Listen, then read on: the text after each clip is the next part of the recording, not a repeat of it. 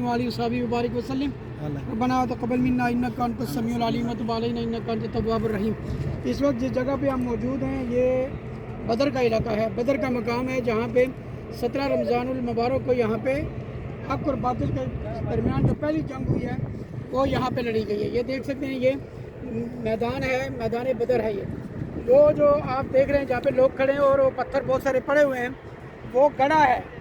अबू जहल, Utba, Sheba, Abul बुख्तरी ये सारे के सारे मार के उस कुएं में डाले हुए हैं और उनको आग लगा दी गई थी।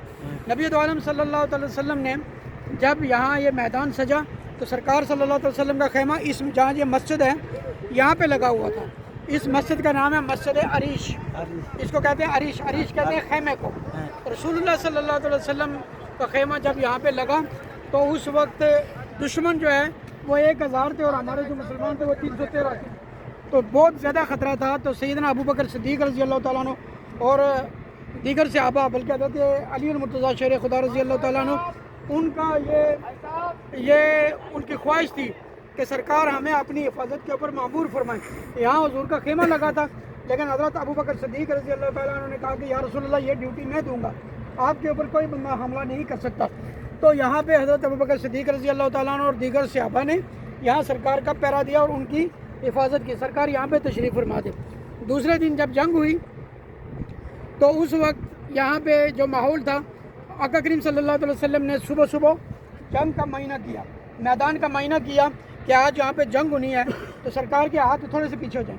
सरकार के हाथ में एक छड़ी थी, तो एक उस छड़ी से ऐसे सरकार ने निशान लगाए, सरकार ने ऐसे निशान लगाए, दायरे लगाए और उसमें नाम लिखे कि इस दायरे के अंदर अबू जहल मरेगा, इसमें उतबा मरेगा, इसमें अबुल बुख्तरी मरेगा, इसमें शेबा मरेगा, सब के दायरे मार के नाम लिख दिए। तो जब सरकार दो आलम सल्लल्लाहु अलैहि वसल्लम के दायरा करदा हज़रत उमर फारूक रज़ी अल्लाह तआला ने पूछा या रसूलुल्लाह सल्लल्लाहु अलैहि वसल्लम वो जानेंगे? हुज़ूर सल्लल्लाहु अलैहि वसल्लम ने फरमाया हाँ। तो सहाबा कहते हैं कि जिस का नाम जिस दायरे में लिखा था अबू जहल उसी दायरे में मरा, उतबा उसी में मरा, शेबा ये जितने जिसका नाम जहाँ पे लिखा था अपने अपने उस खाने में मरे। तो बाद में सरकार ने सबको उठा के उस एक कुआं था उस कुआं खुदवाया, कुएं में डाल के उनको वहाँ पे आग लगवा दी। वो सारे वहाँ पे जमा हैं।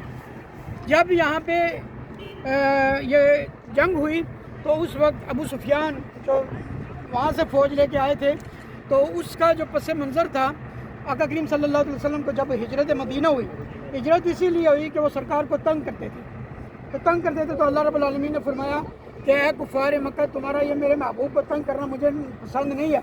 तो अल्लाह ने अपने हबीब को हिजरत का हुक्म दे दिया। जब हिजरत करके रसूलुल्लाह सल्लल्लाहु अलैहि वसल्लम यहाँ पे आए तो उस वक्त एक माइदा हुआ, कुफ़ार के दरमियान और मुसलमानों के दरमियान एक माइदा हुआ, और वो माइदा कितने साल के लिए था? 10 साल के लिए था। और हालांकि वो मुसलमानों के ख़िलाफ़ यानी वो था, वो नुकसान में था। उसमें यह था कि अगर कोई बंदा कुफ़ार में से मुसलमानों के कब्ज़े में आ जाता है तो मुसलमान उसको वापस करेंगे, लेकिन अगर कोई मुसलमानों का चला जाता है तो वो कुफ़ार वापस नहीं करेंगे। सहाबा एक बार रिदवानुल्लाह ताला अलैहिम अजमईन ने कहा या रसूलुल्लाह सल्लल्लाहु अलैहि वसल्लम जो माइदा आपने कर दिया या हम इसी के ऊपर आमीन करते हैं। उसके बाद जब यहाँ पे मुसलमान आबाद होना शुरू हुए तो जो मक्का के जो काफिर थे उस वक्त हज़रत अबू सुफियान जो थे वो अभी मुसलमान नहीं हुए थे, लेकिन वो क्या करते थे वहाँ से आके यहाँ तंग करना शुरू कर दिया। मुसलमानों के ऊँट, बकरियाँ, माल मवेशी, सामान ये उठा के लेके जाते। तो उस वक्त जब ये देखा कि अब ये यहाँ तक भी पहुँच गए, उस वक्त जो है ना ये हक़ और बातिल के दरमियान ये जंग का ये आगाज़ हुआ। और अबू सुफियान 1000 के साथ लश्कर के साथ जब यहाँ पे आए तो आका करीम सल्लल्लाहु अलैहि वसल्लम की 313 सहाबा थे। और जाते हुए दिखाएंगे आपको जबल मलाइका, जहाँ पे 1000 मलाइका अल्लाह रब्बुल आलमीन ने आसमान से उनका नुज़ूल फरमाया।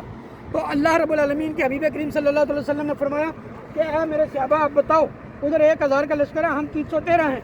तो अल्लाह के रसूल सल्लल्लाहु अलैहि वसल्लम के जमी सहाबा ने कहा, हज़रत मिक़दाद उन्होंने कहा या रसूलुल्लाह सल्लल्लाहु अलैहि वसल्लम अगर आप कहते हैं तो हम अपने घोड़े जो है वो समंदर में डालने के लिए तैयार हैं। या रसूलुल्लाह हमें अपनी जान की परवाह नहीं है, हमें अपने माल की परवाह नहीं है, हमें किसी चीज़ की परवाह नहीं है, हमें सबसे ज़्यादा जो अजीज़ है वो आपकी ज़ात है और हमें इस्लाम सबसे ज़्यादा पसंद है। तो उस वक्त आका करीम सल्लल्लाहु अलैहि वसल्लम ने हज़रत अब्दुर्रहमान बिन औफ सरकार ने फिर जो अंसार थे यहाँ पे अंसार वहाँ पे महाजर थे जो मक्का से आए थे, तो सरकार ने ऐसे नज़र उठा के देखा तो हज़रत अब्दुर्रहमान बिन औफ जब वो आपकी नज़र पड़ी तो आप कहने लगे या रसूलुल्लाह सल्लल्लाहु अलैहि वसल्लम آپ کا اشارہ کہیں ہماری طرف تو نہیں ہے، انصار کی طرف. تو یا رسول اللہ صلی اللہ علیہ وسلم ہمارے گھر بھی مہاجرین کے لیے کھلے ہیں، ہمارے مال بھی ان کے لیے ہیں، ہماری جائیدادیں بھی سب ان کو دینے کے لیے تیار ہیں.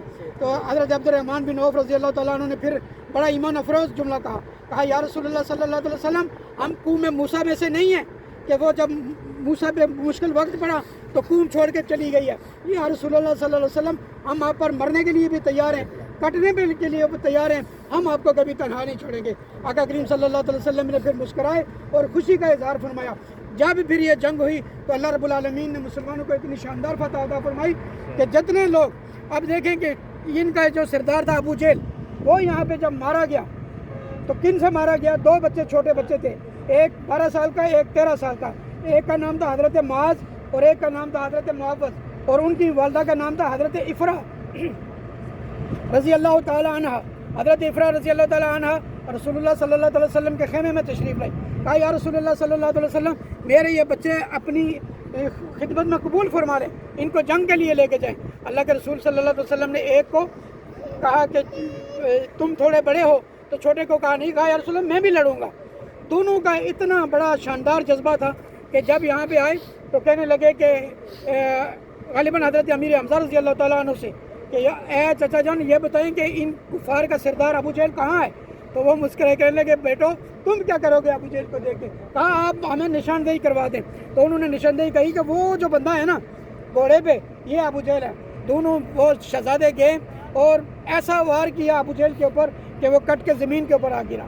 جو ہی گرا تو اس وقت ایک صحابی رسول حضرت عبداللہ بن مسعود رضی اللہ تعالیٰ عنہ جب دیکھ رہے ہیں کہ ابو جہل تڑپ رہا ہے تو حضرت عبداللہ بن مسعود رضی اللہ تعالیٰ عنہ نے اپنی تلوار لی اور اس کی گردن جو ہے وہ تن سے جدا فرمائی. یہ وہ شاندار اور ایمان افروز یہ جگہ، یہ وقت نہیں ہے کہ میں آپ کو اس کے اوپر بتاؤں. مجھ جیسا نالائق آدمی اس کے اوپر کئی گھنٹے بات کر سکتا ہے، لیکن وقت کی تنگی کو ملوث خاطر رکھتے ہوئے بس میں اسی پہ اکتفا کروں گا کہ اللہ نے ہمیں یہ بدر کا میدان دیکھ. یہ میں آپ کو بتاؤں کہ یہاں سے ہی اسلام کو فراوانی ملی ہے. میں اور آپ سارے جو عمرے کر رہے ہیں، نمازیں پڑھ رہے ہیں، حج کر رہے ہیں، یہ کہاں سے؟ یہ یہاں سے ہی.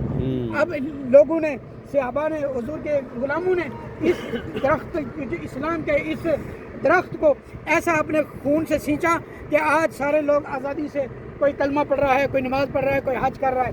یہ دین اس طرح کا نہیں ہے، بڑی کٹھن سے ملا ہے. آج تھوڑی سی مشکل آ جائے تو ہم لوگ پریشان ہو جاتے ہیں. آج اگر ہمیں اپنی جانوں کے اوپر آ جائے تو سوچیں کہ ہم کیا کریں گے.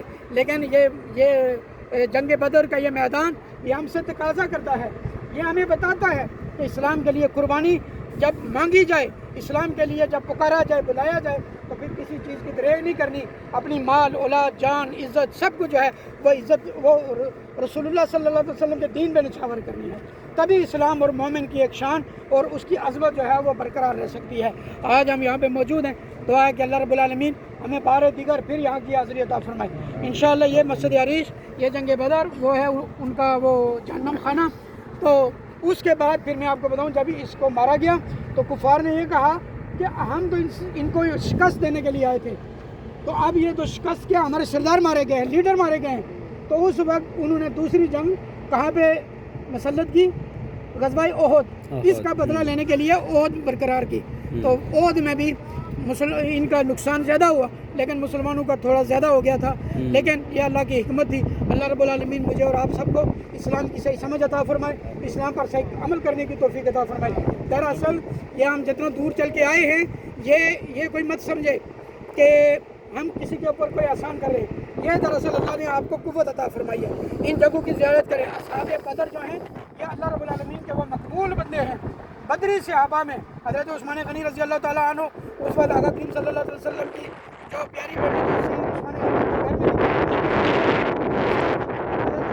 رضی اللہ تعالیٰ عنہ کو کہا کہ عثمان تم اپنی زوجہ کی خدمت کے لیے وہاں پہ گھر میں رکو، میں تجھے بدری صحابی جو تھے ان کا جو مقام پر مرتبہ میں اس میں وہ عطا فرما دوں. حضرت عثمان غنی رضی اللہ تعالیٰ عنہ کو آقا کریم صلی اللہ علیہ وسلم نے بدری صحابہ میں شامل کرا. یہ مقام اور یہ جگہ، یہ جو ہوائیں آ رہی ہیں نا، یہ ایسے نہیں ہے.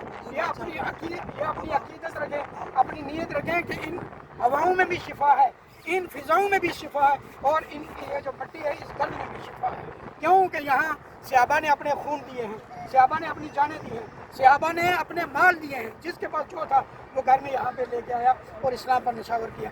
اللہ رب العالمین میری اور آپ کی حاضری قبول اور منظور فرمائے اور اس جگہ کی بار بار حاضری عطا فرمائے جہاں سے نبی پاک صلی اللہ علیہ وسلم کے ہاتھ وہ ید اللہ والے ہاتھ اٹھے تھے، آج اس جگہ پہ کھڑے ہو کے دعا کرتے ہیں۔